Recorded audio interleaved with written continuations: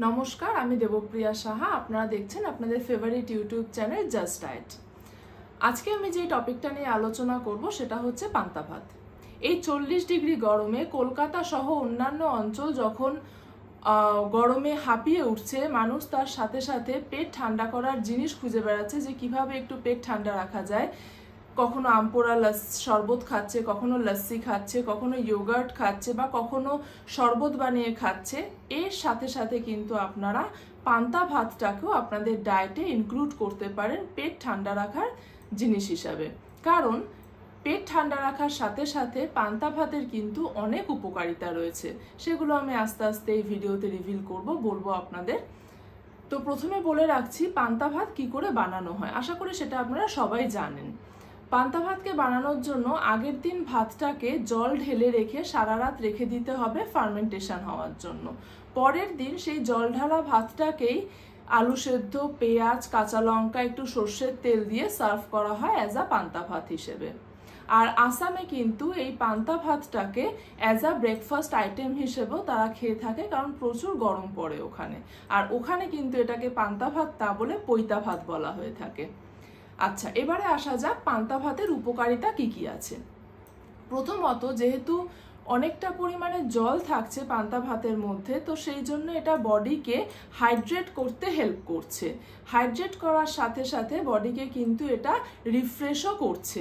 আর এর সাথে water balance কিন্তু বডির ঠিক রাখছে। তো বডিকে কিন্তু কখনোই ডিহাইড্রেশন হতে দেয় না পান্তা ভাত। তো আর কিডনি পেশেন্টদের ক্ষেত্রে এটা আপনাদের অবশ্যই খেয়াল রাখতে হবে, যেহেতু তাদের একটা ওয়াটার রেস্ট্রিকশনস থাকছে। ডক্টর বা ডায়েটিশিয়ান যতটা অ্যামাউন্ট আপনাদের বলে দিয়েছে জলের খাওয়ার কথা, ততটাই আপনারা রাখবেন। আর হ্যাঁ, আপনারা যদি পান্তা ভাতকে ইনক্লুড করেন আপনাদের খাবারে, তখন সেই টোটাল জলের কন্টেন্ট মানে টোটাল যে আপনাদের জলের পরিমাণটা আছে সারাদিনের, সেটার থেকে আপনারা পান্তা ভাতের যে জলটা আছে সেটাকে কাট ডাউন করে দেবেন।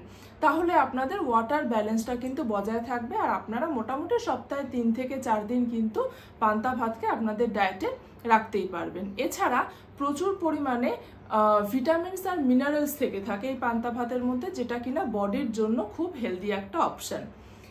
এছাড়াও যেহেতু ফার্মেন্টেশন প্রক্রিয়ায় তৈরি করা হয়ে থাকে, পান্তা ভাত কিন্তু ডাইজেশনের জন্য অনেকটা হেলদি অপশন হিসেবে কাজ করে।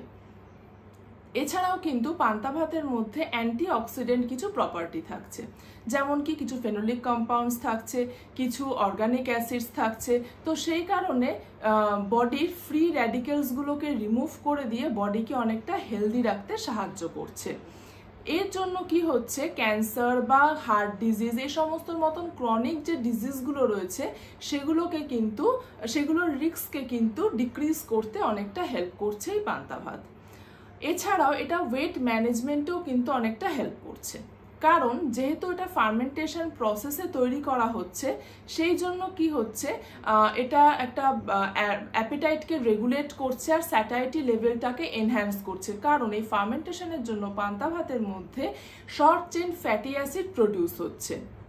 আর সেই জন্য যখন আমাদের স্যাটাইটি লেভেলটা এনহ্যান্স হচ্ছে, তখন ক্যালোরি ইনটেকটাও কম হবে, আমাদের পেটটা ভর্তি হয়ে থাকবে, আমাদের পেটটা একটা ভর্তি হওয়ার একটা ফিলিংস আসবে, আমরা বেশি খাবো না, সেক্ষেত্রে একটা কি হবে, ক্যালোরি ইনটেক আমাদের কম হবে, একটা ওয়েট ম্যানেজমেন্টে এটা হেল্প করবে।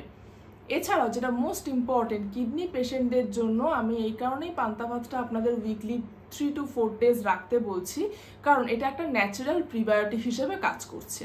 আর কিডনি পেশেন্টদের আমরা কিন্তু প্রিবায়োটিক বা প্রোবায়োটিক কিছু মেডিসিনসও প্রোভাইড করে থাকি কিডনি ফাংশনটাকে আরও ঠিক করার জন্য, কিডনি হেলথটাকে আরও ইমপ্রুভ করার জন্য মেনলি দেওয়া হয়ে থাকে মেডিসিনসগুলো। তো আপনারা যদি পান্তা ভাতকে ডায়েটে ইনক্লুড করেন, আর কতটা পরিমাণের খাবেন, সেটা কতটা ওয়াটার দিয়ে খাবেন, সেটা যদি একজন ডায়েটিশিয়ানের সাথে আপনারা কনসাল্ট করে নেন, তাহলে কিন্তু আপনাদের এই মেডিসিনাল লোডটা কিন্তু অনেকটা কম হতে পারে। তাছাড়াও আপনারা পান্তা ভাতের সাথে ইয়োগার্ট বা দই সেটাকেও ব্যবহার করতে পারেন, কারণ সেটাও একটা ন্যাচারাল প্রিবায়োটিক প্রোবায়োটিক। হ্যাঁ, তার মধ্যে প্রোটিনের পরিমাণ থাকছে। এবার অবশ্যই সেই জন্য আমি এর আগেও বললাম যে ডায়েটিশিয়ানের সাথে কনসাল্ট করে আপনারা কার্ডের পরিমাণটা আর সাথে পান্তা ভাতের পরিমাণ উইথ ওয়াটার সেটা কতটা পরিমাণের রাখবেন, অবশ্যই সেটা একজন ডায়েটিশিয়ান আপনাদেরকে পরামর্শ দেবেন সেই অনুযায়ী আপনারা রাখবেন। তো সেক্ষেত্রে আপনাদের যেটা বলছিলাম আমি, যে মেডিসিনাল লোডটা কিন্তু অনেকটা কম হবে সেক্ষেত্রে। আশা করি আপনারা পান্তা ভাত সম্বন্ধে অনেক কথাই জানতে পারলেন, অনেক তথ্য আপনারা জানতে পারলেন, আর এইগুলোকে আপনারা ডেইলিকার লাইফে অবশ্যই ইউটিলাইজ করার চেষ্টা করবেন। আর যদি কিছু কোয়ারিজ থেকে থাকে এই ডায়েটের ব্যাপারে, অবশ্যই তাহলে আমাদের জাস্ট ডায়েটের যে হোয়াটসঅ্যাপ গ্রুপটা আছে সেখানে জয়েন করবেন। আর আমাদের এই গ্রুপের লিঙ্কটা কিন্তু ডেসক্রিপশন বক্সে দেওয়া রয়েছে। আর হ্যাঁ, চ্যানেলটাকে কিন্তু সাবস্ক্রাইব করতে ভুলবেন না। নমস্কার, সুস্থ থাকবেন, ভালো থাকবেন।